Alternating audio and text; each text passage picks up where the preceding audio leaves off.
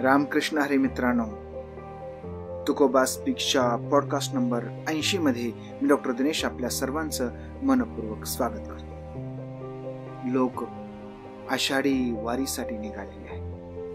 विठू नामाचा गजर हरिनामाचा झेंडा रोविला असं म्हणत म्हणत आळंदी, देहू याचबरोबर संपूर्ण वारकरी संप्रदायाची ज्या ज्या ठिकाणी संतांचं ठाणं आहे त्या ठिकाणची वारी आता पंढरपूरकडे मार्गस्थ झालेली आहे आणि वारी आता अंतिम टप्प्यामध्ये आलेली आहे. या अंतिम टप्प्यामध्ये आलेल्या वारीच्या अनुषंगानच जगद्गुरु तुकोबारायांचा आपला आजचा अभंग आहे, अभंग क्रमांक 833. मित्रांनो, तुकोबा स्पीक्स या जगद्गुरु तुकोबारायांचे विचार आणि जगद्गुरु तुकोबारायांचा अभंग, त्यांचं लेखन साहित्य वैश्विक पातळीवरील साहित्याशी चर्चेला घेऊन जाणाऱ्या आपल्या या कार्यक्रमामध्ये, आपल्या या प्रोग्राम मध्ये मी आपल्या सर्वांचं मनपूर्वक स्वागत करतो. पुन्हा एकदा रामकृष्ण. आजचा अभंग असा: भूती भगवंत हा तो जाणतो संकेत, भारी मोकलितो बाण ज्याचा त्यासी कळे गुण, करावा उपदेश निवडोनी तरी दोष, तुका म्हणे वाटे चुकता अडराणी काटे. भूती भगवंत, भूती म्हणजे पंचमहाभूत, पृथ्वी, जल, आप, तेज, वायू हे सर्व जे पंचमहाभूत आहेत, ह्या सर्व पंचमहाभूतांमध्ये भगवंत आहे, ईश्वर आहे. देव ईश्वर फक्त सजीवांमध्येच आहे असं नाही, तर ईश्वर हा निर्जीवांमध्ये सुद्धा आहे. आणि ईश्वर हा आपण सर्वत्र असल्याचा संकेत हा नेहमी आपल्याला देत असतो. कसा देतो? छोट्या छोट्या घटनांमधून, छोट्या छोट्या निसर्गात घडणाऱ्या गोष्टींमधून आपल्याला तो संकेत देतो की या ठिकाणी सुद्धा मी आहे, ईश्वर आहे. कुणाला दिसतो हा संकेत? हा संकेत त्यालाच दिसतो ज्याला काय आहे त्याची जाणीव आहे, ज्याला त्याचं ज्ञान आहे. आणि मग भारी मोकली तो बाण ज्याचा त्यासी कळे गुण, आणि ज्याला हा त्याचा गुण कळलेला आहे तो काय करतो? आपल्या शब्दरूपी बाणांमधून, आपल्या उपदेशरूपी बाणांमधून काय करतो? आपल्याला किंवा समाजाला काय करतो? समजून सांगतो, भारी समजून सांगतो. मोकली तो बाण ज्याचा त्यासी कळे गुण, ज्याला गुण कळलेला आहे, ज्याला ह्या गोष्टीची जाणीव झालेली आहे की या सर्व पंचमहाभूतांमध्ये कोण वसलेला आहे? ईश्वर वसलेला आहे. तो काय करतो? आपल्या ज्ञानाच्या माध्यमातून, आपल्या उपदेशाच्या माध्यमातून सगळ्यांना सांगण्याचा प्रयत्न करतो. हा प्रयत्न कसा असतो? करावा उपदेश निवडोनी तरी दोष. हा उपदेश करताना आपल्या उपदेशांमध्ये कुठलाही दोष राहणार नाही. अगदी निर्दोष आणि निर्धोक असा उपदेश आपण समाजाला करावा, या भावनेनं तो काय करतो? समाजाला उपदेश करतो. आणि मग हा उपदेश जे लोक ऐकत नाहीत त्यांची वाट चुकते, तुका म्हणे वाटे चुकता अडराने काटे. आणि महाराज म्हणतात की ज्याला हा उपदेश लक्षात येत नाही, समजत नाही, तो काय करतो? वाट चुकतो. ज्या पद्धतीनं ज्याला वाट चुकल्यानंतर काट्याचा सामना करावा लागतो, म्हणजेच अडचणींचा सामना करावा लागतो, अगदी तशाच पद्धतीनं महाराज म्हणतात की जर तुम्ही चूक कराल तर तुमच्या वाटेमध्ये काय असणार?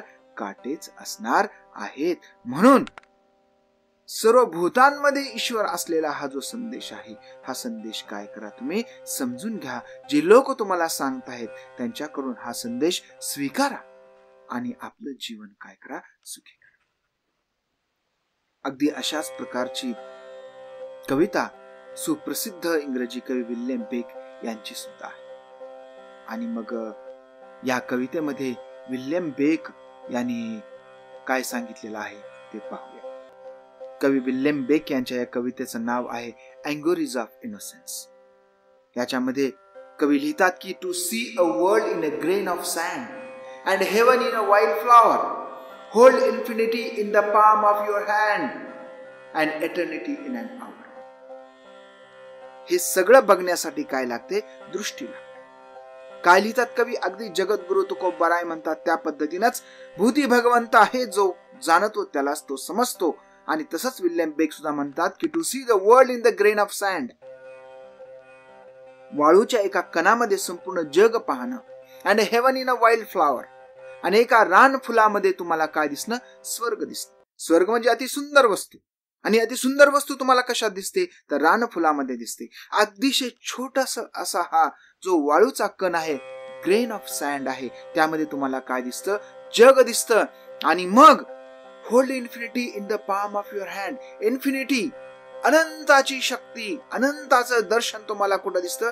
तुमच्या तळहातामध्ये दिसतं. या तळहातात तुम्हाला अनंत दिसतो, ईश्वर दिसतो, किंवा हे सर्व जग दिसतं. अँड एटर्निटी इन अन आवर, आणि एका तासामध्येच तुम्हाला काय दिसतं? हे अनंत ब्रह्मांडाचा हा कालावधी तुम्हाला जाणवतो. पण कधी? जर तुमच्याकडे ती दृष्टी असेल तर. जर तुमच्याकडे ही दृष्टी नसेल तर तुम्हाला हे दिसणार नाही. आणि ही दृष्टी जी आहे, ही दृष्टी कोण तुम्हाला देतं?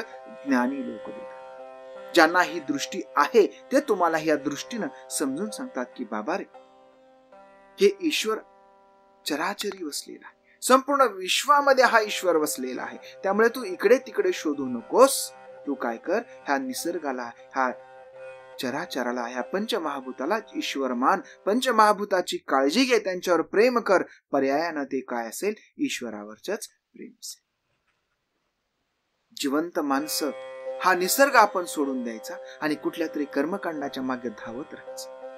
ही खरी भक्ती नाही. हे जगद्गुरु तुकोबारायानेही सांगितलेलं आहे आणि विल्यम बेक यांनी सुद्धा सांगितलेलं आहे की जी दृष्टी आहे, ही दृष्टी तुम्ही काय केली पाहिजे? प्राप्त केली पाहिजे. अशाच पद्धतीनं कबीर यांनी त्यांच्या एका दोह्यामध्ये सांगितलेलं आहे की मोको कहा ढूंढे रे बंदे, मैं तो तेरे पास में. ईश्वर कबीरला सांगतात की मला कुठं शोधतोस बाबा? मी तर कुठं आहे? तुझ्या जवळ आहे, तुझ्यामध्ये आहे, आणि या सर्व पंचमहाभूतांमध्ये आहे. जसं की जगद्गुरूंनी सांगितलेलं आहे की भूती भगवंत, हा संपूर्ण भूतामध्ये भगवंत आहे, आणि जो जाणतात त्यांनाच तो दिसतो. या छोट्या छोट्या घटनांमधून, या छोट्या छोट्या क्षणांमधून आपल्याला काय होत असतं? ईश्वराचं दर्शन होत असतं. ती दृष्टी आपण मात्र काय केली पाहिजे? प्राप्त केली पाहिजे. धार्मिक अंगानं अतिशय मध्ययुगीन काळामध्ये एक प्रसिद्ध कवयित्री लाल्लेश्वरी ह्या एक काश्मीरी गूढ कवयित्री म्हणून प्रसिद्ध आहेत. ह्या त्यांनी काय लिहिलेलं आहे? त्यांच्या मूळ काश्मीरी काव्याचं इंग्रजीत भाषांतर अशा पद्धतीनं आहे. Shiva abides in all that is everywhere, then do not discriminate between a Hindu and a Muslim. Shiva जो आहे, शिव जे आहे, हा परमात्मा जो आहे, हा परमात्मा कुठं आहे?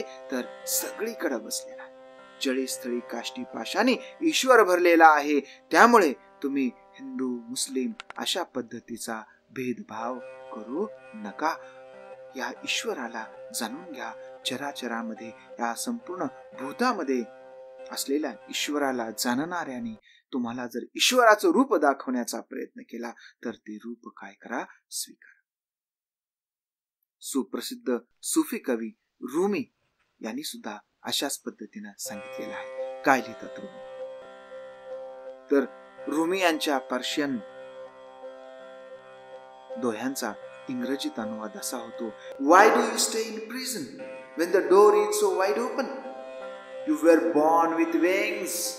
Why prepare to call to life? अरे बाबा, तू कशाला या कर्मकांडाच्या पिंजऱ्यामध्ये, कर्मकांडाच्या या जेलमध्ये स्वतःला बंदिवान करून घेतो आहेस? अरे या पिंजऱ्याचा दरवाजा उघडा आहे, बघ जरा, डोळे उघडून बघ. तुला जन्मतःच पंख आहेत, आणि तुला पंख असताना तू या पिंजऱ्यामध्ये, तू या जेलमध्ये, या तुरुंगामध्ये कशाला रांगत बसलेला आहेस? बाहेर निघ, उड आणि बघ हे जग काय आहे. हे संपूर्ण विश्व जे आहे हे काय आहे? ईश्वरानं भरलेलं आहे. त्यामुळे तुला दुसरीकडे कुठेही जाण्याची गरज नाही. त्यांच्या द ब्रीज ऑफ डॉन मध्ये ज्याचं कोलमन बार्क्सने भाषांतर केलेलं आहे, त्यामध्ये रुमी सुद्धा हेच. तर रुमी, विल्यम बेक, संत कबीर यांचा सुद्धा संदेश हा जगद्गुरु तुकोबारायांप्रमाणेचा. तर हा संदेश आपण स्वीकारूया आणि या वारीच्या निमित्तानं आपण भूती परमेश्वर असलेल्या परमेश्वराची भक्ती करूया, या निसर्गाची भक्ती करूया, पर्यावरणाचं रक्षण करूया आणि संपूर्ण मानवतेला पुढे घेऊन जाण्याचा जगद्गुरु तुकोबारायांचा संदेश आपण जास्तीत जास्त लोकांपर्यंत पोहोचवूया आणि या ठिकाणी थांबूया. जय जिजाऊ, जय शिवराय, जय तुकोबाराय. रामकृष्ण हरी.